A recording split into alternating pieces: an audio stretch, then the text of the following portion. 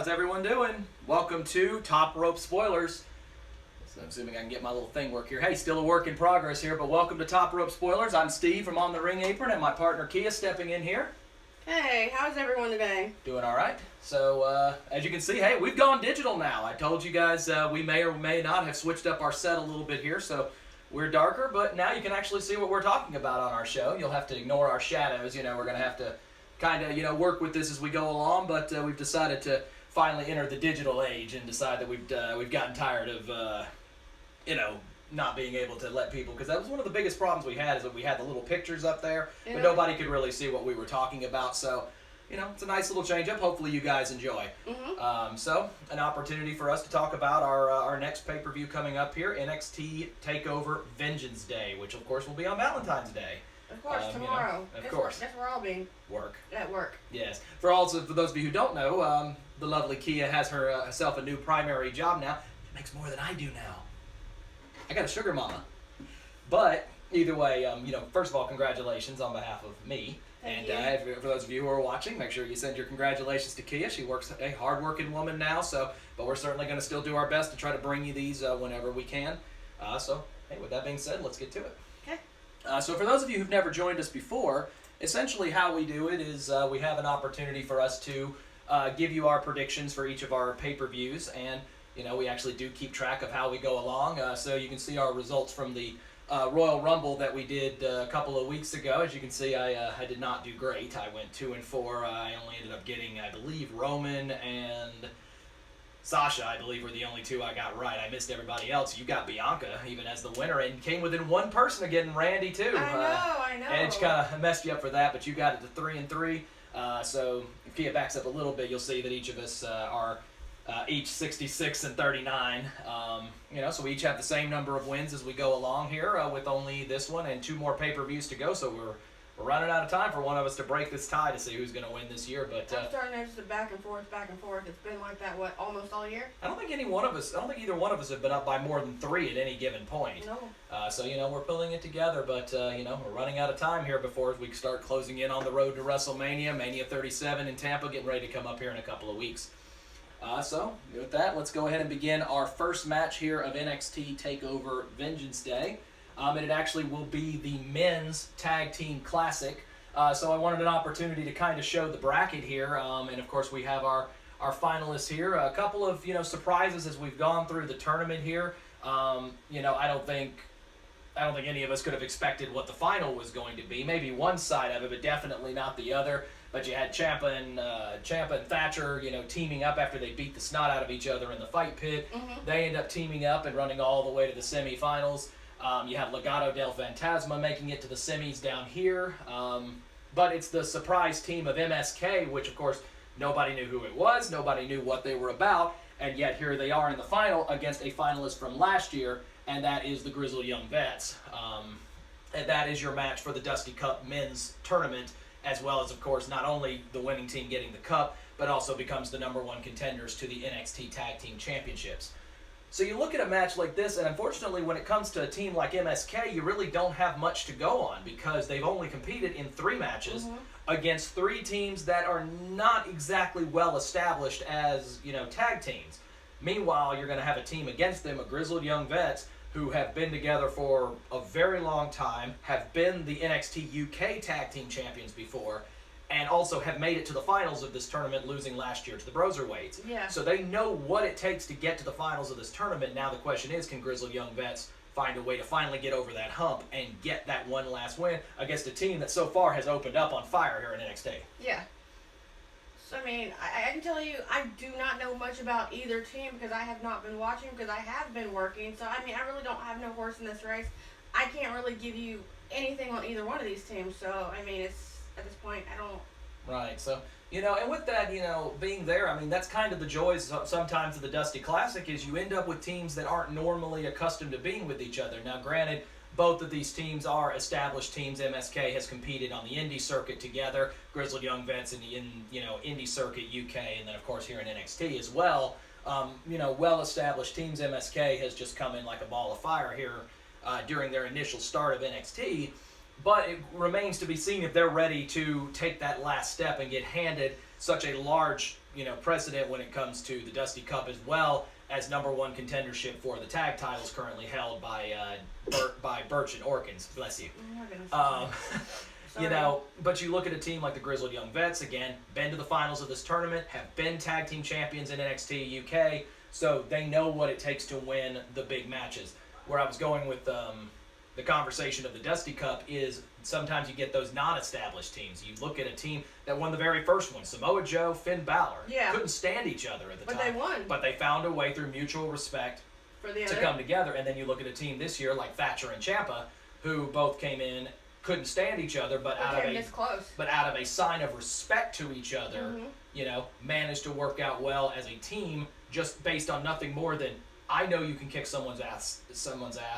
You know I can kick someone's ass, so why don't we go out there and let's do it together? Yeah. And let's show what we can do. And they came this close. Almost, Grizzled Young Vets, I think it's a win out based on experience. Mm-hmm. So, you look at this and look at the matches. I'll start off, I get to go first this time in the event of a tie. We typically flip a coin, but since she won the last pay-per-view, I get to open up the voting this time. I'm going with Grizzled Young Vets, just because it's nothing against MSK. I love everything they bring to the table. It almost looks like two very young Ricochets, or you've got a Ricochet and, Wes looks more like a kind of like a Kurt Stallion type of wrestler, very much fast, very much cruiserweight type of style. Meanwhile, Grizzled Young Vets kind of bring, a very much smash mouth type of British strong style type of look to them. They definitely are gonna, run their mouth while they fight and compete, but they have that mentality of knowing where the other one is. These two right here remind me of the Revival, who are no longer with us. So in my opinion... FTR. Yeah, and in my opinion, I know just enough to know that they, like you said, they won, they came close to winning, they couldn't get over the hump. So I'm crossing my fingers and saying, they learned what they, needed to do from last time and actually get it done this time. Right.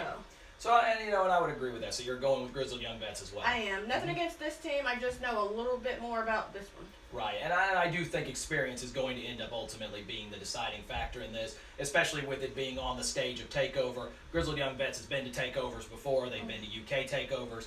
This is going to be MSK's first run with as lights on the brightest, knowing that everyone's staring at you, and also with a tag team title shot on the line as well. And the historical moment of being on that Dusty Cup, which, of course, is, historical significance considering some of the teams you see on there. It just seems like the perfect place to chisel down Grizzled Young Vets, I really do feel that they're going to push them as the future of our tag team. So it looks like we're both going with Grizzled Young Vets for this one.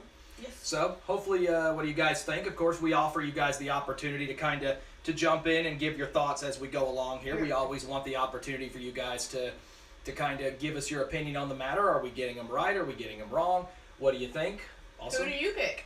And also, do you like our new board? Are we liking this?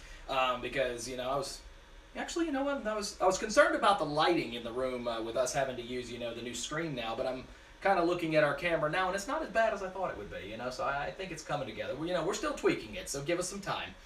But let's move on to our second match, which of course is the other side of it. Another bit of women's history going to be made here, as we will be crowning our first women's Dusty Rhodes Tag Team Classic champions.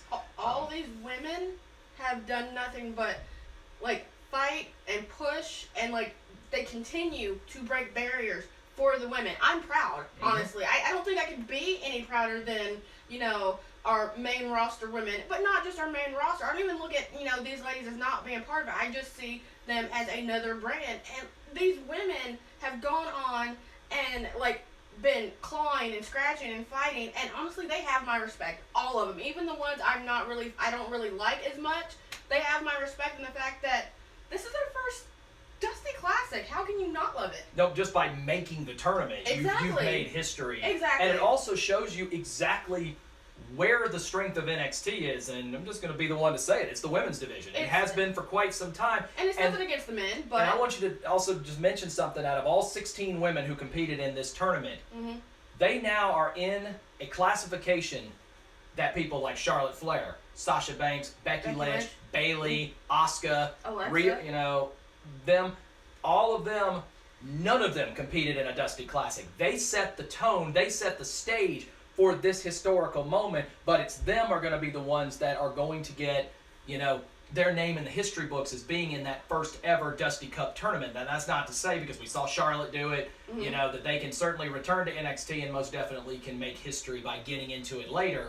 But none of those names, they set the tone, but I've been saying for years now that our women's division, honestly, is stronger now than it's ever been. It is more deep and stacked as it's ever been. Because I look at all 16 teams that were competing in this tournament, and I could argue any of the 16 women, the 8 teams, excuse me, I could argue any of the 8 teams could have won this tournament. Yeah, I agree with you. You know, because they but we ultimately did have to get down to a final 2. You look at some teams very similar to the men's, where you have some teams that, you know, are just 2 very good people, individuals that are teaming up together. Like one team you're going to see in the final, and that's Shotzi Blackheart and Ember Moon.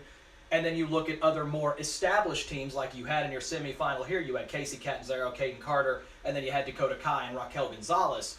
You know, established teams that were able to put themselves together. Of course, Dakota and Raquel beating Casey and Caden to get there, which sets us up for the first ever women's Dusty final. Ember Moon and Shotzi Blackheart teaming up against Raquel Gonzalez and Dakota Kai. But you have 4 women. 4 women. Now, these 2 have, like, Dakota and Raquel have been established for a long, long, long time. I think they started their friendship and their bond, their establishment as of last year, and have been going strong ever since. We looked at Raquel as the bodyguard to Dakota, but at this point now she's just, you know, her and Dakota are pretty much, in my opinion, they're right here. There's not one who's here, one who's here. They're both right here. As far as Ember and Shotzi, Ember came back like a House of Fire. A house of fire when she came back and she returned in the manner that she did. And then Shotzi, she is her own individual. She's wild, she's crazy, she makes you pay attention. She commands that look at me, that wow factor, and then the hair. I just love the hair. There's nothing you can say. But these 2 right here, I love them. I'm not going to sit here and say I don't. I love them for all that they are, and I think they're just, all 4 of them are great in their own. Can I just say for the record, all 4 of these vignettes, aren't they just look beautiful. Like, they look wonderful, and all 4 of them do. It makes them look strong. It really makes this women's division, for a match of this historical significance, it really makes the division look even greater, knowing that really it doesn't matter which of these 2 teams wins. You're going to get a well-established team that is going to, you know, make history. The first ever Dusty Cup winners. That can never be taken away from whichever team wins this match. But you're looking at all 4 of these women, and you're looking at them, and you could see the vignettes and just the whole. You're seeing what they have before they start fighting. You see what they have before they start fighting. Personality. All of these women are strong in their own right. So for me, I would say, you know, I wouldn't have been about this team back when they first got together. Technically, I wasn't. But now that I'm looking at them, it's just like, how can you go wrong? I mean... Well, that's it. So, I mean, you know, looking at, you know, and you also add a bit of rivalry, a bit of historical, you know, rivalry between these, you know, these women. You know, Dakota and Shotzi have had problems with each other for quite some time now. Raquel has been literally destroying the entire women's division, including people like Rhea Ripley, who was supposed to be, you know, her strength counterpart, you know, in terms of, you know, just being the overall, you know, big brute of NXT, and Raquel absolutely just took her out like she was nothing, you know. And then Ember, of course, with her, you know, high-flying abilities, as well as her ability to be, you know, very ingenuine while she's in matches, it grants you a fantastic look for a fantastic final. They have put, honestly, in my opinion, the 2 best possible teams from each side. I think they made it to the final, you know, and that's no disrespect to any of the other teams that are in there, because I would have been very happy to see a team like Casey Catanzaro and Caden Carter in this final. I would have been very happy to see Aaliyah and Jessie Kamea, you know, sitting there in this final. Even the new team with like Jade Cora, you know, I would have loved to have seen them. I would have loved to see Candice and Indy, and the fact that they came together so well and they're doing so well. It's just, for me, any of the teams, but these 2 teams right here, these groups of ladies, I think are gonna, like, every time they get in the ring together, they kill it. And once again, it just shows the overall strength of the women's division. Yeah. This isn't even the women's title match. No. This is another women's tag team match that is making another Takeover pay-per-view. This isn't even your title match. We've got that coming up here in a minute. So, You're up. Who you got? I don't know. Yeah, you like them all. I know that. I do. I'm conflicted. I love them all, and I couldn't. Raquel, they all have been dominating, but Raquel, at this point, I'm picking Raquel and Dakota to just win the whole entire thing, and just nothing against these two, but I think they've got something up their sleeve. They've got something brewing. Their friendship is not breakable by any means. As many times as people have tried to come between these two, it's not working. And you hit the nail on the head earlier that Dakota has been one that when she first got Raquel Gonzalez in her back pocket and in her corner, it really did seem like she was bringing her in just to kind of be the muscle and be the one that's going to fight her battles for her. But Dakota has stepped in ever since she came back and has really held her own and has shown that, I've got this muscle in Raquel Gonzalez behind me, but I'm more than capable of going out here and kicking people around on my own. She has captained a team kick after all. I'm glad that someone retrieved her from the locker after Rhea shoved her in there. Yeah, I was going to say, we've got concern that, she ended up in that locker and, we weren't sure if anyone went and got her, so I am glad. Although out of the 4 women, I think only Raquel would be the only one who couldn't fit in it because Shotzi and Ember are kind of small too. I have no problem with that. Ember and Shotzi are each going to bring their own, bit of primal fight to this. They have more of a, we're just going to go balls to the wall, haha. And, are really going to just bring everything they've got. They're going to fight all the way to the end. They're not going to go down very easily. You're going to have to bring your absolute A game. You look at the weapons, especially Ember's Eclipse, which so far has only ever been kicked out of once. Mm-hmm. That's something that, it's a move that can end a match very quickly if hit correctly. But I'm actually going to agree with you. I'm going with Raquel and Dakota as well. I think that they are, by just the slightest amount, they're the more established team. This is one of those teams where it was like, Shotzi, I need a partner, and Ember stepped up. And while they make a fantastic team of individuals, this is a team. And I do feel that they've got that right tag team mentality right now. Raquel's power also gives them that slight advantage over any of the other 3 women, including her own partner. But Dakota has bounced back. I don't know how many times, just in each and every match. And, you could tell when people get hurt and they actually are hurt. When it comes to Dakota, if she's hurt, you can't tell until after the fact. Or if she's hurt, she sells it very well. Well, you go back to the very first, the women's, classic, the tournament they did back then. That's really what kind of set the tone, because Dakota ended up getting injured in that tournament and yet continued to keep fighting. Yeah. So, it shows that she's willing to do whatever it takes to get there. And I think between that, I think that's your edge there. Yeah. And why I would take Raquel and Dakota by just the slimmest of margins, and I do think they'll win the Dusty Cup. I do too. So, that moves us to our 3rd match of the evening and our first of the championship matches, which will be for the North American Championship, and that will be between the incumbent champion, Johnny Gargano, taking on a man whose name he never wants to say, and that is the timekeeper Kushida. This will be Kushida's first shot at a major championship in NXT. He competed in the Cruiserweight tournament, ended up not making it to the final. Of course, that was Drake Maverick who got there over him and Jake Atlas. But, he has seemingly had Johnny Gargano's number at seemingly every turn up to this point. So, Johnny, granted, of course, making history, the first, first 3-time NXT North American champion. He finally got that first title defense out of his way. Yeah. But it seems like he's been ducking Kushida every step of the way, including this last week, faking a break of an arm, getting in a wheelchair, of course, getting found out by Kushida a little bit later. Kushida, of course, also taking out Austin Theory this week, his lackey. But do you blame Johnny for trying to duck this man? This man is like a house on fire right now. He's going through and he's teaming with whoever he thinks needs his help. He's doing what he has to. He's definitely getting under the skin of Johnny, and it doesn't matter what Johnny does, what Johnny says, how Johnny feels. Kushida is coming for you, sir, and I honestly think he might be coming for that title too. So I would say, for me, hold on to that thing as long as you can. And there can only be so much of, Austin Theory helping you. Because at this point, Kushida has made it known, I will take out anyone and anything that gets in my way of getting to that title. So Johnny, as much as I love you, and I do love the Gargano way, and that took me a minute to actually get there, but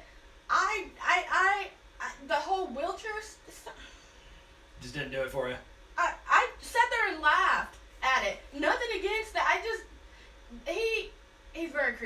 trying to get around doing, not defending his title. Right. Well, honestly, I mean, it's a standard ploy you see all the time in wrestling. You know, he fears, doing so. But the last interview he had with McKenzie on NXT just before almost seems like he's been rejuvenated. He understands, okay, I'm not going to get out of this match. I'm going to have to go out there. I'm going to have to compete. And it seemed like we had, for even just a small glimpse, the Johnny of old. And we've seen a player like Johnny Gargano go out there and have some of the greatest matches in NXT history. He had, just 5-star match after 5-star match after 5-star match with Adam Cole for nearly a year. Yeah. Where just every time you went on, you knew you were going to get 35, 40, 45 minutes. One match went over an hour, of just classic competition, kicking out of moves that nobody should be kicking out of. We know he's got the stamina, the ability to be able to put on a 5-star match against anybody that's in the ring. True. And now you've got him against a person who has that historical clout and the ability to be able to go that same length. This has all the making of a 5-star match of the year candidate type of match that, as sad as it is not even going to be your main event. Heck, this might be the match that opens the night. And we've seen that sometimes at takeovers, that sometimes your best match of the night ends up being your first one. We've seen Adam Cole, when he was North American champion, put on fantastic matches to open the show. Velveteen Dream did the same when he was champion for a while.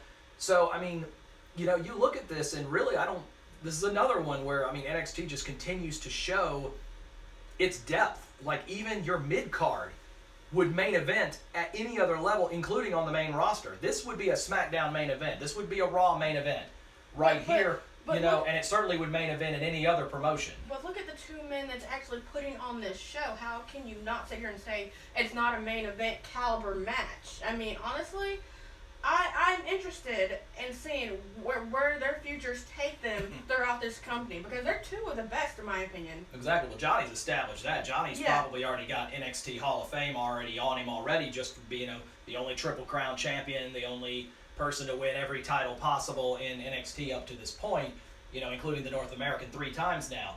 Kushida looking for that first title, Kushida looking for that first championship. So the question is it, with him having, been in, basically living rent-free in Johnny's head for the last several weeks, can the way figure a way out of this one? And with my prediction, I'm going to say, they will. Yes, you're going to have Austin, who's going to be on the side, but Austin lately has been more of a hindrance than a help as of lately. Really has. So I really do feel like Johnny might be best suited telling Austin just to stay in the back. But with Candice and Indy not making the final, it also gives them an opportunity to potentially step out, and they've proven that they're not above, getting involved in this as well. Kushida has proven he won't swing on them, so, it possibly plays to Johnny's advantage that he'll have the numbers advantage, and Kushida's going to have to be prepared for that. To me, I just feel like big match Johnny is going to show up. I feel like this is going to be one where when you finally face, get those takeover lights on, Johnny Gargano is at his best. And while, perhaps underhanded at times, we've seen him go as far as to try to use keys against Keith Lee. We've seen him underhand tactics by using people like Austin Theory and using others to get what he ultimately needs. The one X factor that's out of all of this, though, that comes into play is Dexter Lumis has been, keeping his eye on Johnny at ringside as well. That's right. And we have to wonder if perhaps Dexter will, be looming, and ultimately which one will that affect more than any of the other? Is that going to ultimately affect Johnny to the point to where he makes a mistake, or will it affect Kushida? But with my pick, though, before I let you step in here, I am going to take Johnny Gargano to defend the championship. I do think he will find the way, to retain his title. Here's my thing with that. You mentioned Lumis, and he's been looming over, Candice. It all makes sense now. Candice and Indy and Johnny and Theory and everything. I honestly think, with that being said, it will affect Johnny in some facet of this match. It might not show right away because Dexter will not make himself known at this present moment. But the way I view it, again, this man has been a house on fire. There's nothing that has stopped him. Doesn't matter who he's teamed up with, who he's going against, what's coming his direction. He has gone out there and he's just blown everyone away with just what he can do. I love Johnny. I really do. I love the whole stable they've created with Indy Hartwell and Austin Theory, as well as his wife. I feel like she has become like the Sergeant General of the women's division, and whatever, doing what she does. But honestly, I agree with you. I think Johnny's going to find a way. But at the same time, how many people have helped Kushida? Or how many people has he helped? I think the people that he's helped along the way, it will come back and play a big part. Let's think about it. Leon Ruff. He helped Leon Ruff when he needed it. That's the only person I can think that has come to mind. But in my opinion, I'm gonna actually have to say that I'm gonna go with Kushida. He's just been blazing through like the roster when people have needed him, when he has decided to take it upon himself to go help everybody. So I feel like he might get help back in return tonight or tomorrow to go up against Johnny. So you're officially taking Kushida. I'm taking Kushida. All right, so our first separate pick against each other. As So we've gone same up to this point. I love Johnny, but I think Kushida's going to get it done. All right, so we're going opposites on this one. I'm going for a retain. You're going for a title change. And we get some new time plates. We need those. Yes. How are we doing so far? How's everybody? What do we think of our picks up to this point? Hopefully, you guys are enjoying things so far and enjoying our new digital format. Now you can actually see what we're talking about, and Lord, is that a help to me? My eyesight's not quite what it used to be, so it is what it is. But we move on to our co-main event of the evening, and it is going to be for the NXT Women's Championship, and goodness gracious, what a match we've been handed here. The NXT Women's title on the line, incumbent champion Io Shirai facing her toughest challenge yet as she defends the championship against both Mercedes Martinez and Toni Storm. Now, of course, we've seen Martinez and Storm both dominate over in UK, and then Martinez, of course, came back over here, has had some great matches with Rhea Ripley, spent a little bit of time with Retribution, ultimately ended up coming back, but she has basically torn up everyone that's not named Rhea Ripley up to this point, and really, for the most part, has had Io's number. Toni Storm, of course, a former UK Women's Champion herself. She actually beat Io Shirai to win the tournament a couple of years ago to ultimately get herself, that big name and that big, status symbol. But it's been Io that has run the women's division for the last year, ever since she beat Charlotte and Rhea, going back just after Mania last year. And she's held the title nearly every step of the way. I mean, In Your House was our third pay-per-view of the year, and you look at all these pay-per-views that have come and gone, and Io's still sitting there holding the title, and a couple of those, Great American Bash and, Halloween Havoc and all of those special NXT events where you have to defend as well. I mean, another perfect opportunity to show the women's division is stacked as ever. With that, you're right, it is stacked. It doesn't matter what woman you put in any match, they're going to put on an excellent show. And to me, it's become one of my favorites to watch. What are the women going to do? Nothing against the men, I love the men, but what are the women going to do? How are they going to defeat each other? How are they going to go about, putting their plan into effect? How are they going to, win this match? My girl, I love her. I really do. She has torn through everybody. You step in my way, I'm going to step on you. You step in my way, I'm going to crush you. You step in my way, you're going to get defeated. I'm not going to let you get in the way of what I'm trying to aim for and what I'm trying to prove. She's not only big in size, but her mentality is it's big. She's going to get her business done. Mm-hmm. Io, bless her heart, she's held that title since In Your House, you're correct, and she's been the person I've been pulling for since that time. I even picked her to win the whole entire thing, and she's done nothing but amazing things.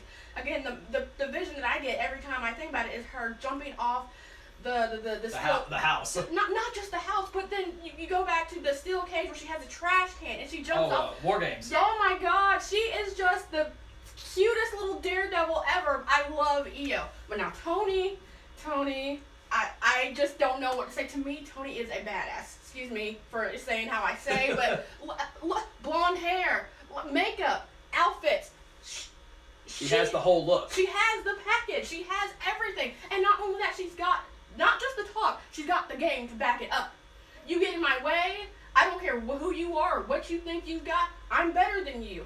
I can face you, I can defeat you, I'm going to come for you. And she has made it known, as well as Mercedes, they're coming for that title. So I don't know if Io's going to get to keep it. Because you think, okay, Toni came out as a distraction for Martinez to come back and, chop her off in the back, but then it plays around where it's happened on both ends. And then Io getting the last laugh this last week on NXT. where she was the one who ultimately got the last laugh and the chance to stand tall with the belt that she basically has held in check. But how long is she going to have to hold that? How long is she going to hold that belt? Is she going to outlast these two? Well, you also have to think of what's also standing on the line as well. You look at the winner. This is the final NXT pay-per-view prior to WrestleMania, and the Women's Championship was defended at WrestleMania last year. There's no guarantee that they won't necessarily ask Io to go back out there, or Toni or Mercedes if they win it, and say, hey, guess what? You're going to defend again.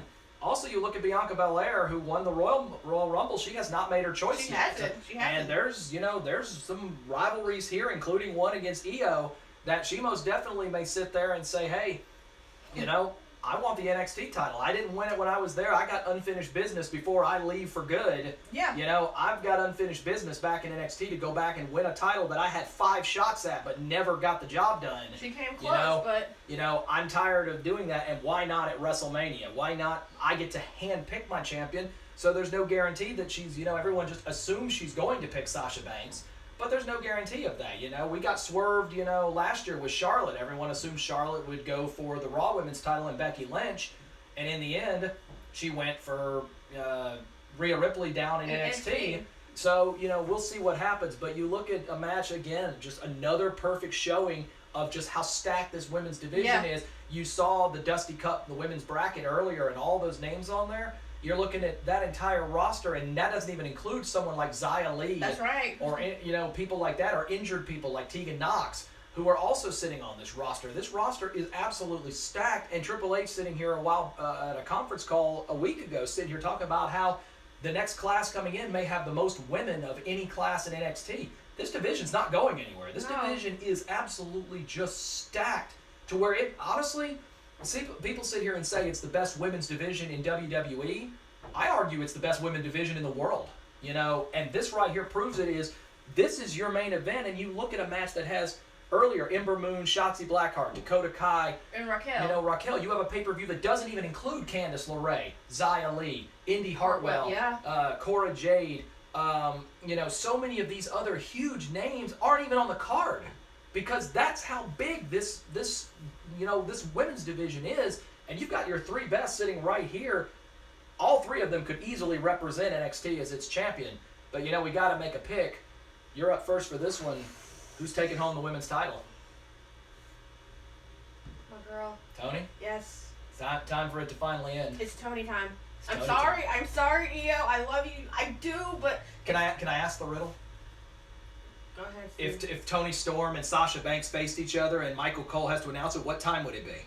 What time? Seriously, think about it. Well, it could be boss time or is it Toni time? Both time. Exactly. Think about it. But either way, you got Toni. Toni is my official pick. Okay.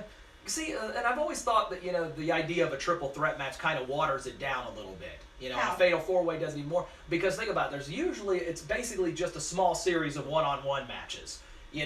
And then one person can kind of sit outside and rest. But to me, I think having 3 or 4 women in a match ultimately allows for the best spots. Because then people can come out of nowhere. It also is the perfect opportunity for a potential heel wrestler with both Mercedes and Toni both playing the heel roles in this match. The opportunity to be the one who the other one does all the work, like Io does all the work, but then they throw Io out of the ring and pick up the pin. It's very well possible you could see a title change under that circumstance.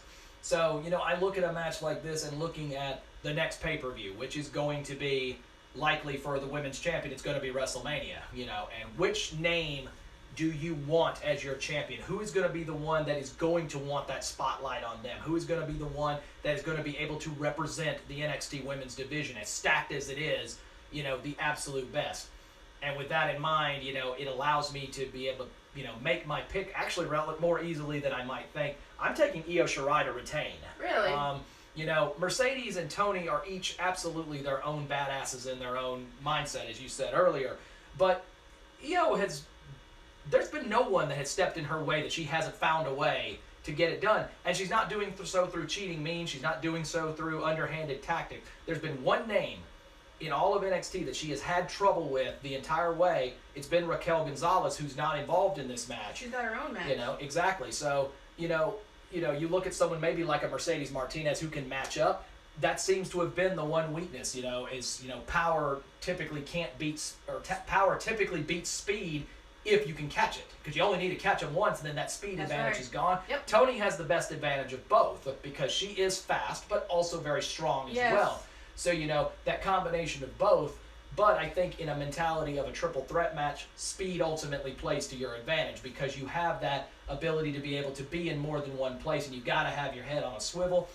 Io Shirai has defended in triple threat matches. Hell, she won the title in a triple threat match. Mm-hmm. So she knows what it takes to win a match of this caliber, not to say Mercedes and Toni don't. I just think in a match like this, it really is going to come down to experience as well as right place, right time. And my gut feeling heading into Mania is going to be that it's going to be Io that's going to be holding that title. And then the question lines up, who's sitting there at the end ready to face her. But I could see really this going any of the three. Yeah. And that brings us to the main event. If you listen real close, you can hear Haley squealing somewhere.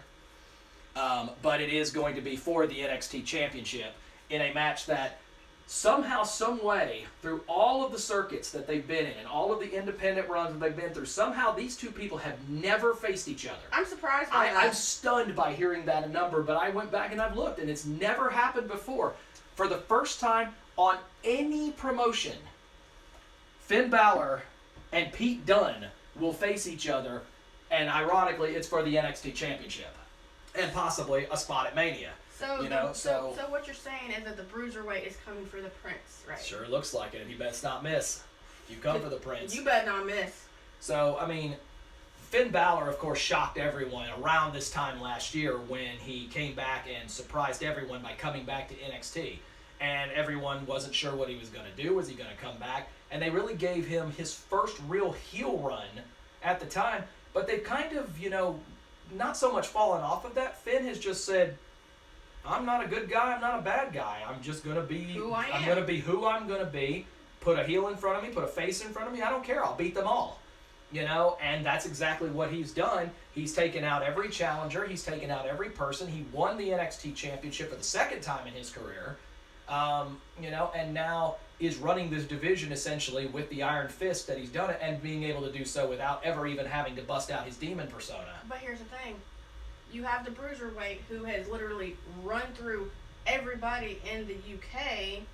But not only that, we've seen him in person do the most damage. And he even did it to Finn when he broke his fingers or, messed up his fingers, last week or the week before. Well, Pete Dunne, of course, the longest reigning champion at any That's right. WWE over the last 10 years, holding the UK title for over 2 years before dropping it to Walter, who still has the title out in the UK, which tells you just how good Walter had to be if he took out Pete Dunne, and he's closing in on 2 years now.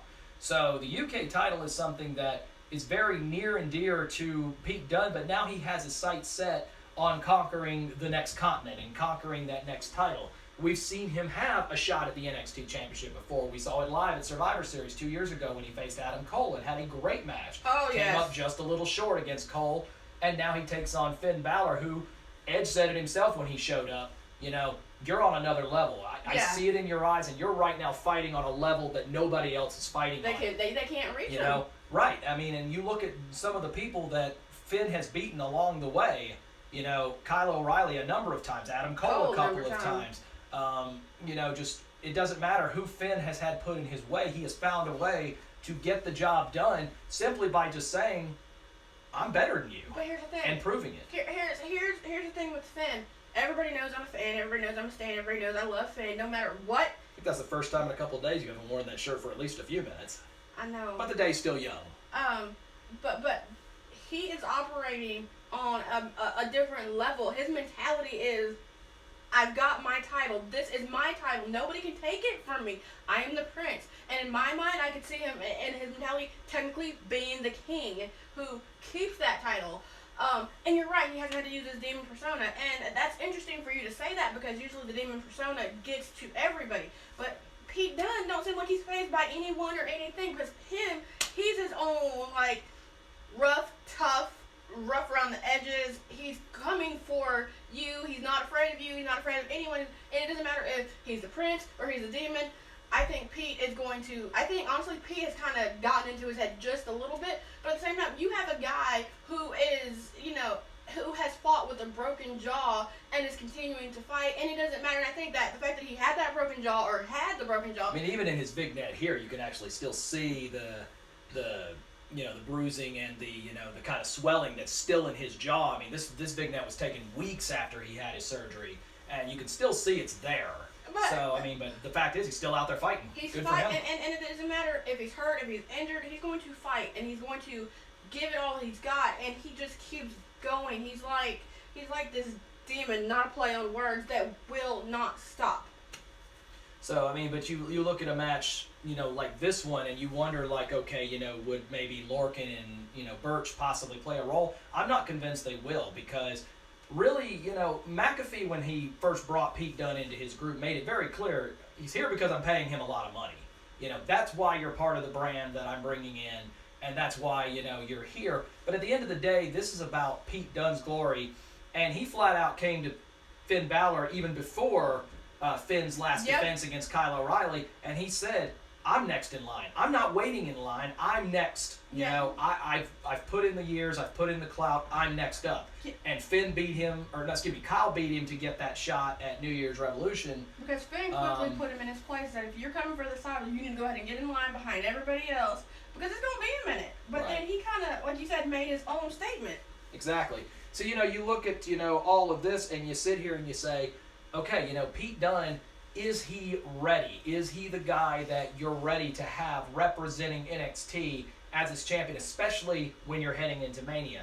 And as we've said already, and has been very much noted on NXT, Edge has not made his choice yet either in terms of who he's going to face. And you can't tell me that Edge against Finn Balor or Edge against Pete Dunne would not be a WrestleMania caliber match. And Edge is really the one that I don't think anyone knows which way he's going to go yet. You kind of have a gut feeling with Bianca.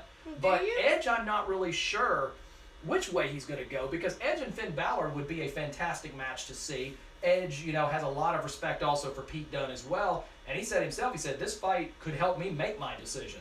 Yeah. Because he knows the kind of level he's operating on right now. And understands if I go out there and I beat this Finn Balor, it finalizes everything I've done for this comeback, this now 10-year comeback. It finishes everything.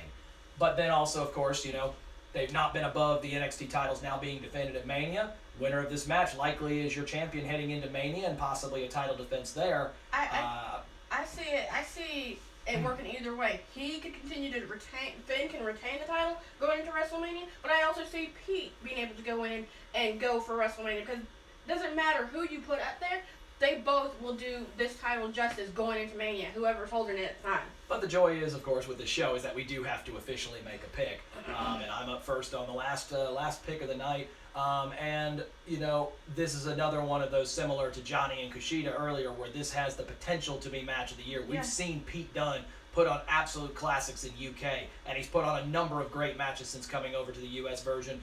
Finn Balor, we know what he brings to the table. He's been doing it for years, both on NXT and on the main roster. We know he is capable of putting on great matches. So if you give the two of them several weeks to get a match ready and several weeks to put together this perfect combination, we're going to see fireworks.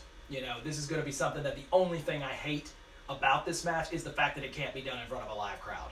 You're going to get the whole Capitol Wrestling Center and a couple of maybe a couple dozen fans, Izzy and her family out at ringside and whatnot. But short of that, it's going to be virtual, and I hate that, because this is a match that, can you picture sitting in an arena that has 22,000 people, at a takeover and listening to that crowd? We've been in some of those, some of the loudest arenas I've seen. I've heard football games that aren't that loud. Yeah. This has all the makings and the gut feeling of that. But at the end of the day, it's Mania season. And that means you go with the guy who's got the clout and has been to Mania before. Finn Balor retains the NXT Championship by maybe the skin of his teeth. Might need to catch a lucky break here and there. Maybe Kyle O'Reilly, out of respect, comes out to kind of even things if Lorcan and Birch decide they want to get involved. Undisputed Era, maybe out of a sign of respect, come out. But the fact is, it's Mania season, and you want the guy who's been there when the lights are the brightest. Not to say Dunne is not capable. Dunne absolutely can win this match. But I'm going with Finn Balor. I think he has everything going for him right now, and he's heading into Mania as NXT champion. My thing with that is, again, it can go either or, it can go either way. I love both men, not more than Haley, but, I love me some Finn. I feel like Finn has mentioned he's come back from the main roster to be here because, the lights are on the bright side. And like he said, you could spot any and every mistake down here than you would up there because up on the main roster, you could do a lot of editing. With this, I don't think they really edit too much. I think they just kind of let it be what it's going to be. Pete, we've seen him put on some excellent matches, and I honestly still believe that he is in some facet in Finn's head, but Finn is working around. And again, like you said, he's been on the main roster. He knows what to expect. He's been to Mania. He knows what to expect. So, I mean, as much as I like Pete, I'm going to pull for my man. I'm pulling for Finn. There is no way he doesn't retain his baby. You're going with Finn as well. I am going with Finn. So, if my mind is correct here, and by all means, someone in the comments correct us if we're wrong.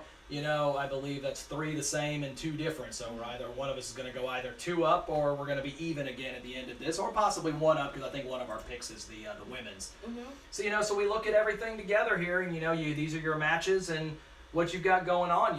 How many did we get right? How many did we get wrong? How many matches are going to have some kind of special swerve, that are going to end up resulting in something completely different. But that's the joy of TakeOver, and they're always some of the funnest pay-per-views we see every year is always a TakeOver. There's nothing like a TakeOver weekend. No. And on Valentine's Day, nonetheless, because I promise you there will be no love in any of these matches. I guarantee it. All of these are going to be brutal matches. All of these are going to be fun. A couple of new Dusty Cup champions are going to be out, including some #1 contenders. And 3 titles. Possibly all could change hands by the end of the night. There will be some love in these matches that we, the fans, will We are going to love it. We're going to love it. You got that right. So that's Top Rope spoilers for this one. Everybody, look forward to NXT Takeover Vengeance Day tomorrow. Pre-show starts at 6:30. Actual pay-per-view starts at 7. So with that, we're going to let Kia take us home here, but you guys have a good rest of your night. Y'all have a good night, and we will see you tomorrow. Tell us what you think. Did you like it? Did you love it? Who do you think is going to win? Why do you think they're going to win? Who are you pulling for? With that being said, love you all. Talk to you later. Bye.